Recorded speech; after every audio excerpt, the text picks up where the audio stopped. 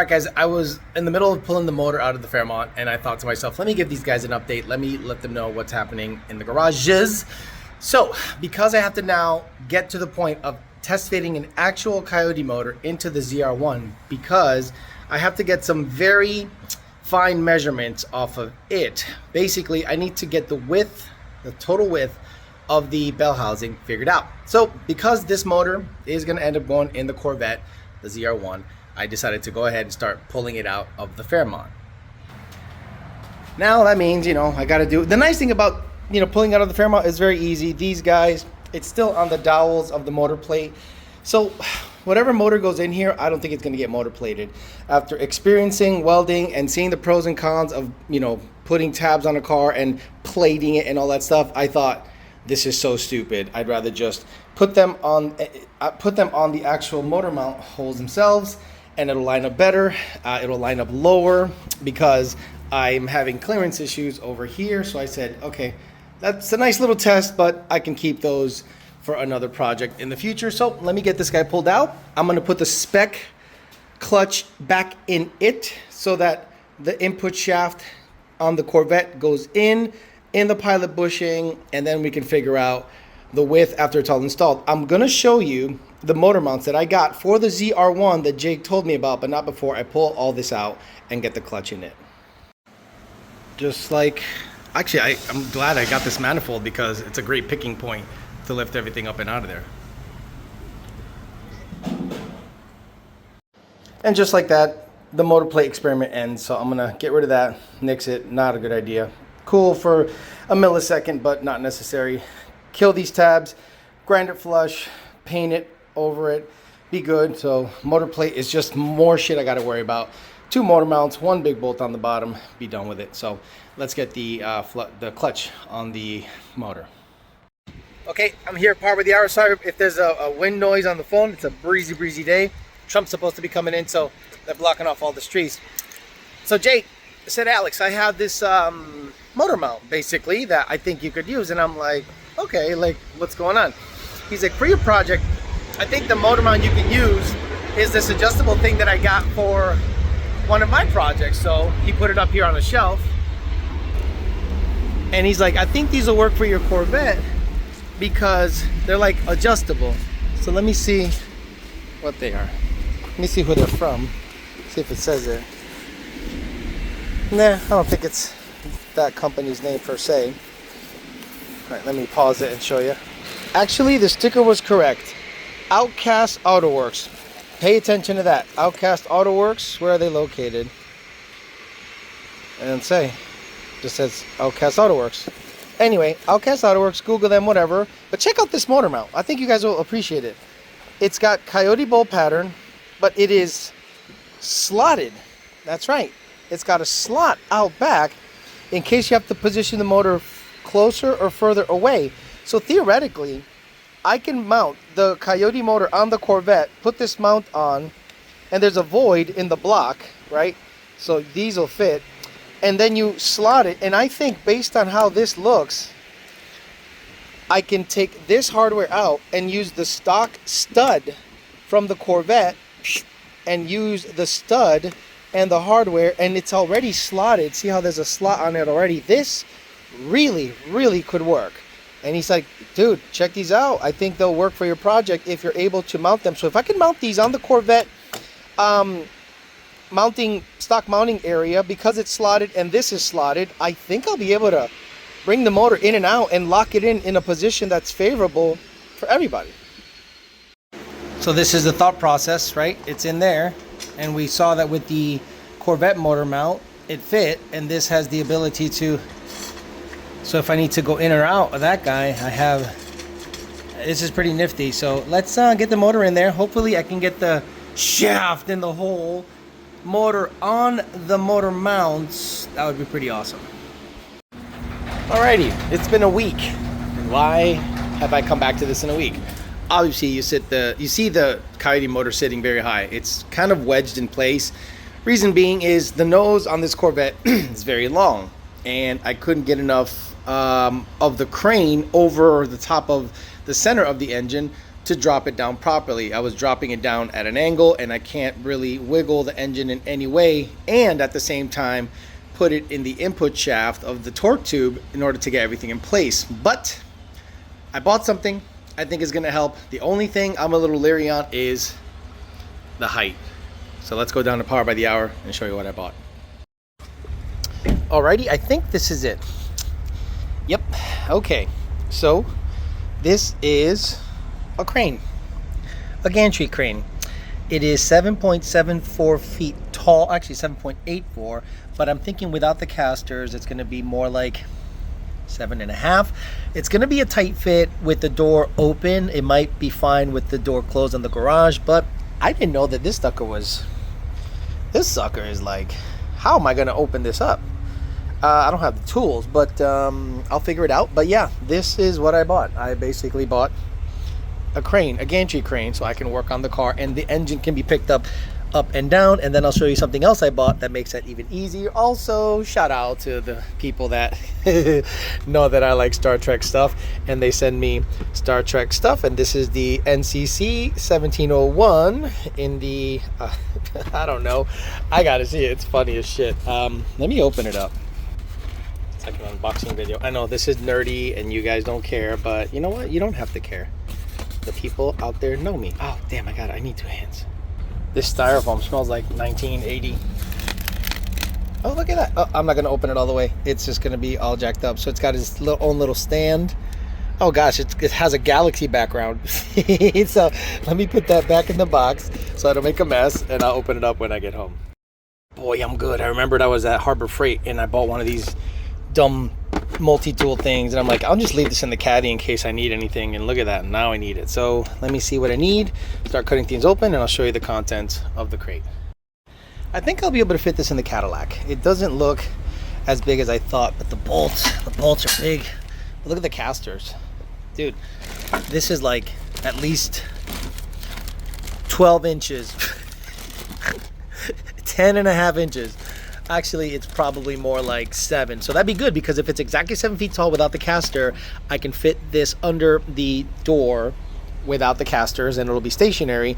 And then in the future, put the casters on if I do want to move it on. All right, let me get this all in the Cadillac now. And just like that, it's all in there. I probably need a truck, but this is the problem. Like, this is the longest thing I'm going to buy probably. And if it's in the caddy, I don't need a truck. Fuck it. But let's hope it fits in the garage. Let's see how all that goes. Well, I would love to make a timeline. I'm by myself. So all I'm going to do is take all these bolts, all these brackets. Looks like it might fit underneath everything nicely. So if the beam isn't that much higher, then I should be able to sneak it into the other bay. But I'm going to build it in garage number 1. Took the GT500 out of it because it runs still. That's why I didn't want to start tearing into it with the Department of Boost stuff. But let's get this sucker put together, see what it looks like. It's going to be a little while, so I'm going to read the directions carefully, make sure everything's good, everything's accounted for, and see what the finished product looks like. Okay, that sucked. A couple of reasons why it sucked. One, I had to build it on the ground, bring it in here, tip it up with this, and then have enough room to clearance the tip up. That was sketchy. Then I had to assemble the casters after the fact, but the fact that it's done, I'm happy about that. And the nice thing is it rolls super easy, so I'll be able to, you know, I'm gonna be doing motor job. Look, the Donnie's gonna have another motor in eventually. Come on, baby. Don't make me look stupid in front of camera. Donnie's gonna have another motor in eventually. The Corvette is probably gonna get the motor in and out 15 times. And who knows what's gonna happen with the GT500, but I just got sick and tired of dealing with this because of the stroke and the lack of room, and I don't want to scratch up the front of the car. And I'm leaning on my millwright experience, and I'm like, you know what? And wow, this thing rolls super nice. And I was a millwright. I was able to use a gantry crane and pretty much work any magic I wanted. Now, what do I have to actually lift? Well, I gotta go to Harbor Freight first to find a trolley, but then check out what I bought to actually lift everything up. So I went to trusty Harbor Freight, and I just got me the cheapest 1 ton they had was like 80 bucks. No, it was like 60 bucks. Not something I'm going to use permanently. Maybe. I mean, I don't know. I saw one that had a nice little worm gear from the same company that the crane makes the crane. that more adjustable, but this, we'll see how it works. So I got this, and then I did get an electric chain fall. The whole reason I got this whole situation was because I want to be under the car and to be able to bring the engine up and down in very small increments without having to get up from under the car, you know, because I'm doing it by myself. So this is to facilitate the chain hoist, and I'll show you what that is once I mount this guy. Okay, got this up there very nicely. Very good. So now I'm gonna go ahead and install, this is just a 1-ton guy. So I'm gonna go ahead and install or put in the hoist. It's very heavy, so I might drop it. So I think it'd be good to video me trying to get this 100-pound hoist up there. And if I drop it, it'll be good, good footage. Holy shit. Oh, there it is. Fuck my ass. So this is from Vever. They're basically cheap tools. It's like a step above Harbor Freight. But what I liked about it is it has a little bag to collect the chain. I'll go ahead and install that. That angle of me putting it up is awful. I gotta do something about this gut. Arms and everything else looks good, but this gut is stupid. So, and I just ate. Anyway, let's get the bag on and then we'll test it out. It has a neat little controller and it's got a long lead. So again, I could have this under the car, go up and down with the motor in very small increments. And this is, you know, overkill for sure, but I just don't want to buy things twice. And there you have it. So basically, I don't have to constantly take out that stupid cherry picker. I can just, I'm gonna clean this whole garage out now. So I'm gonna do that because when the Corvette comes in, the Corvette now has to come in this garage because I couldn't build this outside and bring it in because of the height limitation. So because it is taller, but not taller than the inside part of the garage, I had to build it in here. And I'm gonna bring the Corvette in here. It's gonna suck. A lot of like a 15-point turn pushing it, but I'll get it in here, get the ramps on, clean all that out, put it in the Fairmont garage, and get to messing around with the Corvette. But I'm gonna actuate this just to kind of see the action. Ooh, is it on? Is this not working? Let me see. There it is. It's a safety. Good. So the real small incremental, that's what I needed.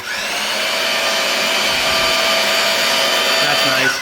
And this, I think, has a lifting capacity of fucking 2,000 pounds or something stupid. Let me see. Yeah, rating lifting capacity, 2,200 pounds. A height of 10 feet, 6 feet a minute in terms of speed. But I just wanted to be able to be under the car and go. So engine removals and stuff like that are gonna be a lot easier. And this, I can just push it towards the back and I can still use space under it. So now it's time to clean all that shit out, sweep the floor real good to keep the casters clean, bring that stuff to the other garage, bring the Corvette in here, start working on it, get the motor in the actual input shaft. I think that'll be a separate video. I just wanted to show you guys some of the updates that are happening. And this is the biggest update. I'm gonna actually finagle the actual Coyote motor in there with the motor mounts that Jake gave me. And I needed this. Like, my head could not even think about using this cherry picker anymore. I was like, dude, I've worked in the millwright field. I know I mentioned that a million times, but it's just what I have to lean on. And every single time I had access to a gantry crane, it was excellent. How much is everything you see here? $1,600 bucks. 1,000 plus shipping, 1,000 basically for the crane after shipping and taxes, 500 for the hoist, about 50 or 60 for the trolley. So everything you see here is $1,500 bucks, but it'll make my life a lot easier when it comes to installing, removing, and working on vehicles in general. Thanks for listening, guys. And just to show you the reason why I'm doing all this, see how high it's sitting? It's kind of wedged. Oh my goodness. So the motor is kind of wedged in there. And what I need to do, see, I can't wiggle it too hard because of that. So what I need to do is this. I need to clearance this guy. So that means this has to go straight up and then straight down. And then once it clears the firewall stuff, I can then go back with the casters and everything. I could just move the motor back and I'm able, after loosening this plate, to wiggle this guy about 5 inches or so. And I'm able to, you know, with the controller, click, click, click, wiggle, wiggle, and get everything in place. Why am I doing it without the bell housing? Well, I want to see, not necessarily the distance, but I want to see what I'm up against when it comes to, I got to wipe this camera. Once, that didn't do shit. Once the motor mounts are in and they're able to slide back and forth, they should give me about 3 inches of play. So then that's the whole reason I'm doing this, just to see where I stand with installation, when everything is bolted in place, how much room and how much wiggle room and working room I have. That's all. That's the whole reason I'm doing this. That's the reason I bought a $1,500 gantry crane and hoist, because I want to be able to do it by myself with very fine adjustment, as opposed to getting out of the car, engine hoist, getting under, where, you know, it's going to be a nightmare. So I said, let me get the gantry situation. This is Bondo Bird's old clutch, and it's still working. It works well. I mean, it's still got meat on it, but I don't think I'm going to run this clutch. I bought Dwayne Hickman's. He has 2 RXT 1200 used less than 600 miles before he converted to a turbo 400. So I'm like, perfect, send them over, and we'll be able to party. So hopefully everything works out. Oh shit, I never asked them if they were T56 or not. Fuck, they'd be useless if they're not T56. Anyway, that'll do it. I'll get you video on lining this up. I'll get you video on the motor mounts and everything, how they fit. But for now, it was just an update as to the progress. The actual Coyote motor is gonna go in the ZR-1, get some fitment done, get some measurements, take the measurement from the face to the clutch face, and then this difference, and then that'll be the width of the bell housing and all that jazz. Okay, so took the Corvette out of this garage, did a 15-point turn. You can see trans fluid by hand, pushed it in here under the hoist, and the whole point of this was to be able to slide this over the car as such and be able to pick up the motor better and angle it whichever way I want. So I'm gonna start doing that, but not today. I'm done. I've been up since 6 doing this, and this totally killed me. Like, wiped me out, pushing the car, no food, whatever. But hey, you know, this is the everyday struggle of most people, so I'm just documenting mine. That's all. All right, hopefully you appreciate this update. Getting a hoist to be able to do some work on the Corvette a lot easier, and future motor swaps, hopefully they'll become less time consuming now that I have proper equipment, and I'll be able to move some things around. And then in the event that I do get myself into a bigger place, I already have all the equipment ready to go, so I can hit the ground running. I'm beat, I'm tired.